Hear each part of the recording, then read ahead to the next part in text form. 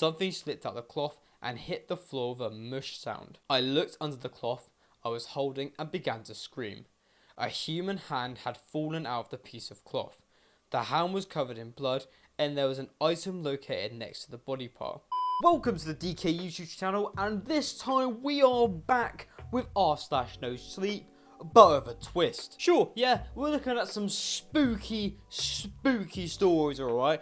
Enough to, well, make you not want to sleep. But this time we're looking at a particular theme of r/NoSleep material, them being dark web related stories. I figured the dark web is such an interesting and massive place that the internet hardly ever sees. I thought it's kind of perfect to slide it into r/NoSleep videos. And before I get into today's episode, as always, if you like this kind of content but you're not subscribed yet, please consider doing so, as well as liking this video. But let's have a look at r/NoSleep. Never install a browser to explore the dark web. You haven't heard about the dark web? My friend Jason expressed to me. No? Why would I have? It's this place where you can find some of the weirdest shit on the internet. I've tried to look for things myself, but I've never really found anything cool. Sounds dumb. It's not. I'm sure there's some weird shit on there, I just haven't found any. Look, how about after college I come over to yours and I can install this browser. The two of us can look on this together. I really couldn't be bothered with all the hassle. However, the expressive nature of his tone made me fold into letting him install this browser onto my computer. He was a computer nerd, so I just trusted him with that stuff. I was unfamiliar with this sort of thing. Lesson learned, don't trust the school IT department, because they'll just install Tor onto every single system. I never told him this, but Jason was my best friend. He was always there for me when I lost my mum, and was just a very funny guy. He always used to play the most creative pranks on me. This might be cringy to some of you, but I gave him this wristband as a gift when I was younger for helping me through those times. He wore it quite a lot, so clearly he valued our friendship. He was really like a brother to me. Jason came to my house later that day and installed the software. We had a few drinks after that, and later on in the day, he left to go home and play some World of Warcraft. Nerd. Here on the DeeKay YouTube channel, we do not discriminate people and what they play when they get home, apart from when it's a Blizzard game. You see, I never really had any intention of going onto this dark web browser. Jason wanted me to explore it myself to see if I could find anything, but I really didn't care. For the next 2 days, I pretended to use the browser. When Jason asked me what I found, I just gave him the short answers. Yeah, I looked and I haven't seen anything cool or interesting. Sorry man. Jason let out an elongated sigh in disappointment every time. After the week was finished, I was in my room profoundly bored. You see, I lived alone in a small apartment. It was actually a place owned by my father, however he let me stay in it as it was really close to my college. I didn't spend much time in that apartment. I liked to go out with my other friends, have drinks, go to watch sports matches, and spend time at a local arcade. On this Friday night, many of my friends didn't have time for me. Some of them were going to a concert which was already sold out. Jason was alone in his apartment, feeling unwell. Another one of them had things to do with their partner too. I was left single in this tiny apartment with not an awful lot of entertainment. So, my stale state of affairs got the better of me. I made myself a cup of coffee and sat in isolation by my computer desk. I decided to use the browser Jason had installed to see if I could actually find anything of interest. When I opened the software, I was surprised to see it looked like any other natural browser. It was called Doorfront, which I thought was an extremely bizarre title. It had everything you would expect: a search bar, some tabs at the top of the screen, and some colourful touches to the background of the page. My eyes skimmed across all the tabs and everything seemed exactly like Google. In the corner of the browser, something caught my eye. There was a smaller link which had a different colour from the rest of the headings. It read, "Show me something I might not want to see." All of the other links were blue, however this was in a dark red, hidden away carefully in the corner of the page. Naturally, human beings are suckers for doing the opposite of what is told to them. I'll tell you not to think about elephants, you think about elephants. Naively, I pressed on the link, expecting to see some really messed up shit. After a few seconds of tense waiting, I was pushed to a new page. I was stunned to see that the page displayed the image of a goat. That's it. Just an image of a goat. It looked like it was laughing and had its tongue out skewed at a 90-degree angle. Immediately, I thought that this link was some sort of troll. I smirked at how random this was. However, the link was still in that corner of the screen. Again, I pressed on it. This time I was presented to a Wikipedia page of a war that took place in Egypt during the early 1000s. After a few more clicks, I realised what this "show me something I might not want to see" link actually was. It was a random search of the internet. Kind of a cool concept. However, I wasn't seeing anything cool or interesting. Just as I was about to stop pressing this random internet search button, I was taken to a type of page I'd never seen before. It was a chat room with a distinct red background. It had a large chat box and also featured webcam images, almost identical to how something like Omegle looks, except with a more sinister tone. Thankfully, my webcam wasn't on, and it seemed like the other webcam was off too, as all I saw were the two black squares. I just sort of stared into the dark screen for a few seconds before perceiving that this page was probably broken. I was moving the mouse towards the X at the top right of the tab when suddenly, user-274 started typing. I waited anxiously for a few seconds before seeing, "Hello there, winky face. Fuck me, this is r/nice guys. Talking to strangers at 11:45 PM wasn't really of interest to me. On this night, however, I was alone with no friends, so I decided to reply. I let out an enthusiastic "hi." After a few long awkward seconds, they started typing again. "What are you doing right now?" This seemed like a forward question.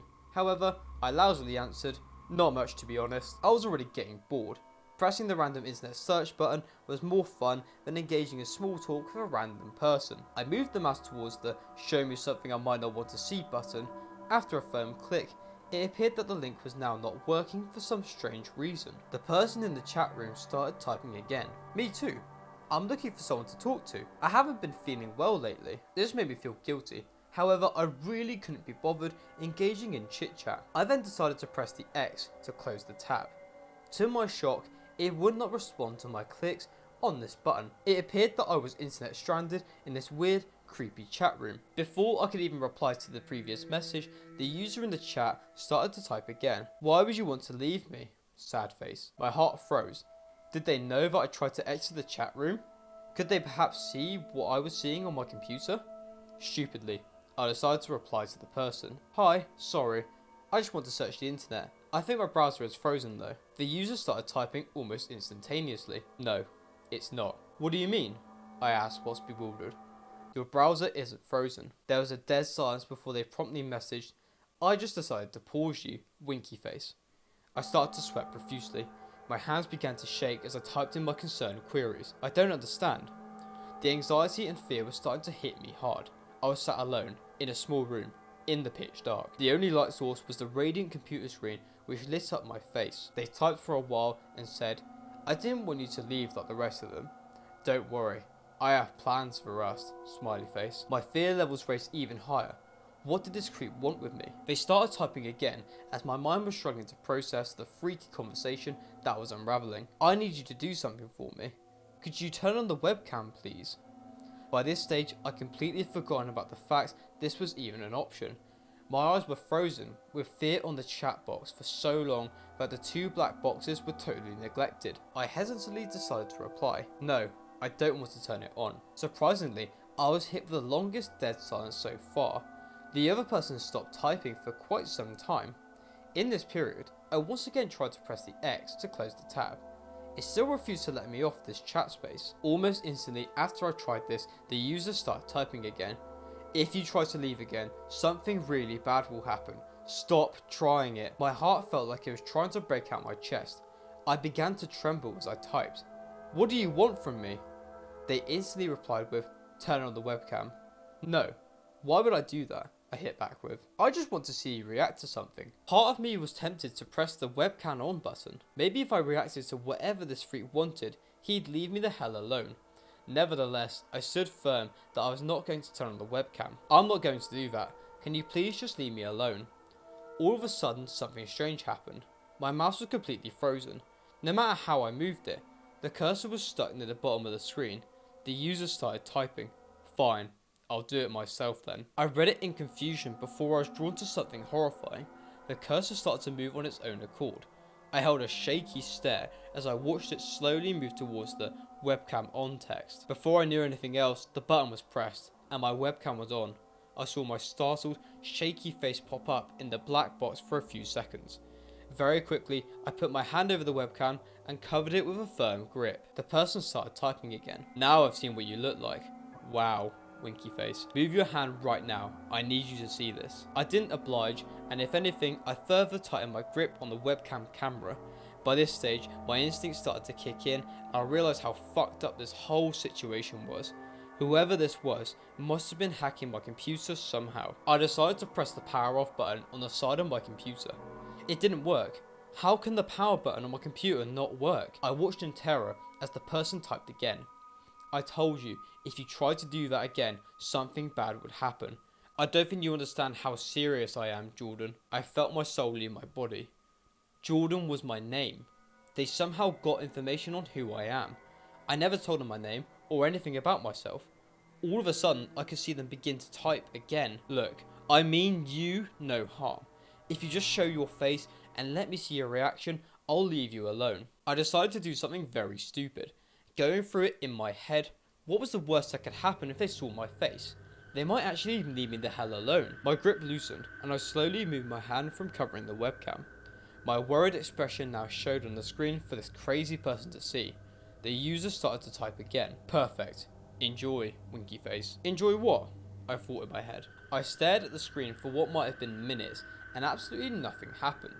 Only thing I could do was look at my own trembling face. Eventually, the other screen started to flicker, and it appeared that this user had now turned on their webcam.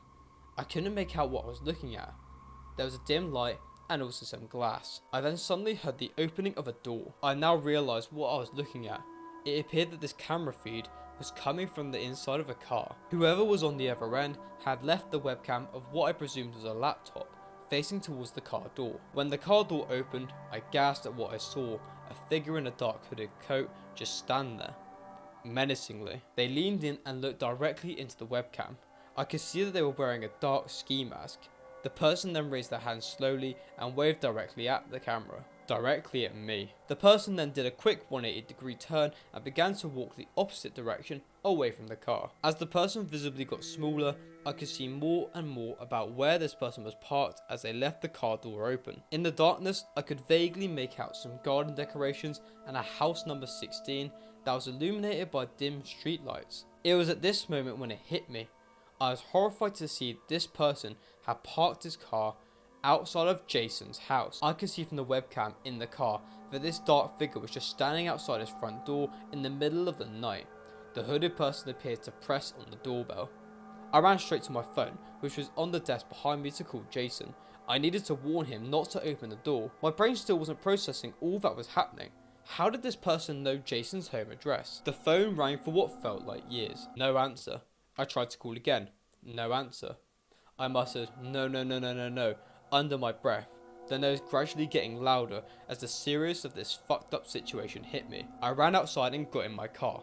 Frantically, I began to drive to Jason's house. He only lived a few minutes away from me, so I knew I could get there fast. On my way there, I called the police. I tried to explain the situation to them, but I was panicking so much that every other word was mumbled. They understood enough to send help to Jason's house as soon as possible. As I turned the corner to Jason's street, I looked right towards his house. To my shock, the car from which I was witnessing this whole thing was no longer there. Jason's front door was visibly left wide open. I bursted out my car and ran into his house.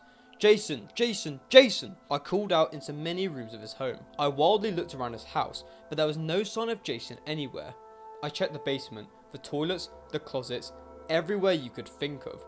Jason was nowhere to be seen. Everything became blurry. The anxiety, the panic, the fear, it all began to get too much. Mentally, I couldn't take it. My friend was gone and I had no idea where he was. A thought hit me in amongst my emotional breakdown. I still didn't end the chat I was in with whoever this creep was. Maybe there was a chance the webcam was still on and I could figure out where he went. I sprinted back to my car and started to hurry home. I was going about 20 miles over the limit, but the journey felt like it lasted a lifetime. After getting home, I bursted out my car without even locking it. Suddenly, I slowed down as I noticed a small piece of cloth located just outside my front door. My heart was in my mouth as I slowly approached this dark red cloth. It was placed by my front door without any real care. My eyes were drawn to a piece of paper that was tucked under the cloth. I could see that on the opposite side of this piece of paper, there was writing. Rapidly, I flipped the paper over. It read, "Show me something I might not want to see." The words chilled my spine. Slowly, I began to unravel the cloth with my shaky hands. The cloth felt really wet, but it needed to be opened one way or another. Something slipped out the cloth and hit the floor with a mush sound. I looked under the cloth I was holding and began to scream. A human hand had fallen out of the piece of cloth. The hand was covered in blood and there was an item located next to the body part. It was a wristband. Jason's wristband. I screamed in horror and fell to my knees as the realization hit me. It's been a few months since this event. The police conducted searches in the local area, however they never found Jason. I told them about everything that happened regarding the chat room and the messages. They didn't help at all. I moved back in with my dad shortly after this event and also sold my computer after doing a factory reset. I couldn't find the link to the chat room that I'd previously been in, so what's the point anymore? So much about that night doesn't make sense. I play it over in my mind every single day, but I can't figure it out. Can anyone help me rationalize this? There's only one thing that ultimately matters. I lost my best friend, the person who was always there for me.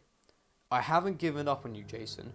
If you're still out there, I promise, I will find you. Holy goddamn shit. Now actually, that is a story which is too scary to be read. I should have put a warning at the start of this video. That is some red room type of shit. That's some shit that's not good for the internet.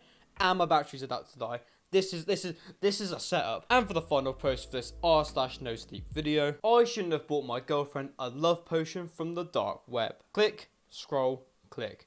My hands were numb. The grainy computer screen wavered in front of my face as I sat in complete darkness. Occasionally, I would get up to use the bathroom or refill my coffee, but other than that, I was still focused. This would all be worth it. For Hannah. For me. Hannah and I first met in the first year of college. She was everything I had always dreamed of. Kind, loving, loyal as a dog. I don't think you want to be describing your missus as a dog, but we'll carry on. We had been together ever since I first laid eyes on her. Like a pair of inseparable magnets. She used to come over to my house every night, but then she just disappeared. I could not find any other explanation for why she stopped coming over or why she was suddenly avoiding me. That first night was jarring. I had everything ready. Spaghetti and meatballs, glasses of our favourite red wine, and the afternoon before I had gone out and bought a cheap engagement ring as a special surprise. I waited for hours. Hannah never came. Neither did she come for the following night or the night after that. I started to accept she decided to focus on her studies or something. Yeah, we were both aiming for our masters now. That made sense. Until tonight, when I walked into a bar for a quick snack and saw her talking to another guy I had never seen before and giggling and sipping a martini. I screamed and slammed my fist against my wall until my shelves shook. I didn't know how the other guy lured her away from me, but I wanted her back, whatever it took. So all that was still flashing through my mind now, as I sat at my computer scrolling through options. I ventured deeper and deeper into the internet, embracing its warmth, its reassurance, the possibility of that perfect solution. And I found that solution only an hour later. The website is called The Nile. To put it simply, it is the bootleg version of Amazon. But while Amazon conforms to government regulations and has the customer's best interests at heart, sometimes, The Nile is a black market full of delightfully illegal stuff. It is on The Nile, that I stumbled upon this evening, that I found the love potion. The seller was a jumble of letters and numbers that was nearly incomprehensible. It sold for only $30 and had free shipping. I ordered it right away, and when I woke up the next afternoon after collapsing in bed at 5 AM, there was a box sitting outside my front door. That was fast. Wrapped in bubble wrap was a single round bottom flask, sealed with a styrofoam cork. You know, the kind of cork they use in champagne. A tag was tied around its neck, and drawn on the tag was a pink heart with a red outline with what looked like a crayon. The potion itself was as red as roses, and when I shook it, the little bubbles shot downwards and exploded at the bottom. I grinned from ear to ear. Perfect. It sounds like he's becoming a rapist. I don't want to say it, but it sounds like he is. I was surprised how quickly Hannah agreed to come over for dinner.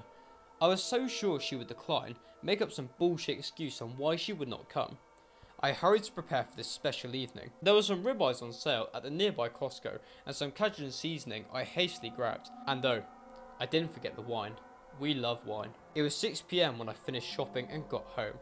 I waited with bated breath. I was sure she was going to dip out at the last minute, but then I heard my doorbell ring, and there she was, wearing a red dress and that goofy grin I had come to love. "Thought you'd never come," I said. Her laugh tinkled like strawberries in a summer field. Oh, you know I couldn't stay away from my boyfriend for too long. This is getting suspect. Saying we had a great time that night was an understatement. We had a blast. The steaks were cooked to a nice rare, just how she liked it. The wine was as sweet as honey, and that love potion, I tucked it into a cabinet before she got here. But I knew it was smiling on us all. When the meal was over, she kissed me lightly on the forehead and thanked me for dinner. I watched her go, her red dress swishing from side to side, thinking how lucky I was. The next day we had class. The boys were all clustered at the back, squabbling over something. I took a seat at the front, and I couldn't stop dreaming of how beautiful Hannah was last night. The way she looked at me, the way she sighed at the start of every sentence. That love potion was working its magic, literally. Half an hour went by. My eyes flickered. The room shifted in and out of focus. All at once, I felt a rough hand on my shoulder. I looked up to see a tall boy with black hair frowning down at me. Where is Miss Marie? 40 minutes had gone by. Half of our lecture time was gone. I'm not sure, I frowned. I got up shakily and went to the admin office so they could page her. Around me were seas and seas of boys. No Hannah, no girls. Even the admin office had only male staff. They called Miss Marie by the pager, and then her personal phone number. She didn't pick either up. When I returned to class, we all decided collectively just to skip school for the day. What was the point, we reasoned, when all the female professors were missing? Walking home from campus was weird. I hadn't noticed before until now how many female workers and students there were at campus. I had gotten used to teenage couples holding hands and kissing passionately on steps, and the giggles of gaggles of girls. Today it felt different. Quiet. A lump formed in my stomach. The road back home felt harder than usual. The first thing I noticed when I opened the door was the rancid smell of death. The second thing I noticed was the blood splattered on the walls, as red as marinara sauce. The room was a complete mess. Bookshelves knocked over, drawers upturned and ransacked. Flies were buzzing around the house, and I watched as one landed on the blood and eagerly slurped it up. Bloody footprints led out of the broken window and disappeared at the fish pond. A shiver ran down my spine. Who did this? Where's my mum? And my sister? At least I reassured myself. The killer had left. But my heart thumping away at my chest convinced me otherwise. I reached for my phone to call the police. But Hannah best me to it. Hello? Her voice was quavering. Too much. Andy, she whispered. You there? Yeah. All the girls are missing. Are you okay? I know. She was crying. I think he's here. He's after me now. My heart turned cold. I'll be right over. I sprinted to the nearest bus stop.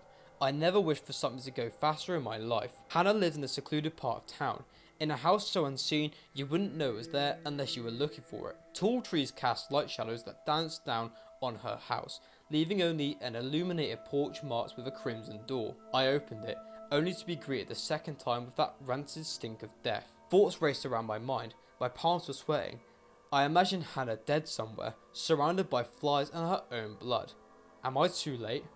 Then the lights turned on and I screamed. Heads decorated the wall, human heads, the heads of my mother and sister and my professors and a billion other people I both recognised and did not recognise. Their heads were stuffed with cotton.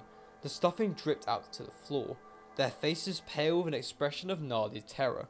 The walls were painted with blood. All the furniture was pushed to the side except for one table in the centre, set nicely with a tablecloth and two identical glasses filled with wine. Soft jazz music played somewhere in the background, and standing in the middle of it all was my girlfriend, wearing that red dress and that goofy grin I had come to love. Surprise! Hannah squealed. She laughed at how fast the colour was draining out my face as everything dawned on me all at once. You seriously thought I was in danger? Oh, Andy, you're too cute. She gestured at the table. Come, lunch is served. I sat down nervously. I glanced back at the door, but she had somehow locked it without me noticing. Hannah disappeared into the kitchen and returned with the food. Spaghetti and meatballs. Except the spaghetti was too long and pink, and the sauce was as red as the blood on the walls, and the meatballs were white and staring back at me. I stood up sharply. I couldn't take it any longer. I needed to call the police. Anybody, and somehow get out of here. I need to go to the toilet, I said shakily. Hannah dropped the act. Her face was a mask of stone, and her eyes gleamed. No, Andy, she growled. Don't you see? I did this for you. I did it to make you happy. I did it so we could be together again. She's definitely bonkers, I told myself. At that particular moment in time, you go, Oh, you know what? I'm sure she's not right in the head. Yeah, she's definitely bonkers at this point. I told myself, it was that love potion. It has to be that love potion. Why the hell did I think it was a good idea to pour that thing into her drink? Since the front door was locked, I took off deeper into her house, desperately looking for a way out. I could hear her footsteps pounding behind me. I knew what she wanted. She wanted me to sit down like a good boyfriend and finish the dinner she had made for me. Not a chance. One of the doors was open. I dived in, slamming and locking the door behind me. I heard the clinking of glass and made the mistake of flicking on the lights. Round bottom flasks sat on scores and scores of shelves, each containing a crimson coloured liquid. A label was wrapped around the neck, depicting a pink heart with a red outline drawn in crayon. I called the police. No answer. So I thought of Reddit. But my battery is dying down and I am getting increasingly thirsty. Worst of all, as I am typing this, calling the police every 10 seconds, still not picking up, I can hear Hannah's mocking laughter seeping under the door. You can't hide there forever, my dear Andy. And besides, you will always be my most treasured customer. Fuck me. From that girl, no thanks, but Jesus Christ. I mean, while the title sounded like a J-Station video, the only thing that's missing there is a 3 AM tag. It was actually a decent story and I almost shat my pants. But yeah, no, that was an interesting Reddit video. See you later. Thank you to everyone out there who made it to the end of this DeeKay YouTube video. I'll be uploading to this channel every single week, so if you don't want to miss a video, make sure to subscribe and turn the post notification on. And if you did make it this far, please make sure to leave a like and comment saying your favourite bit from this video, as that will help me out so much in YouTube's algorithm. Thanks to everybody for watching, and for a final note for this video, watch Arcane on Netflix.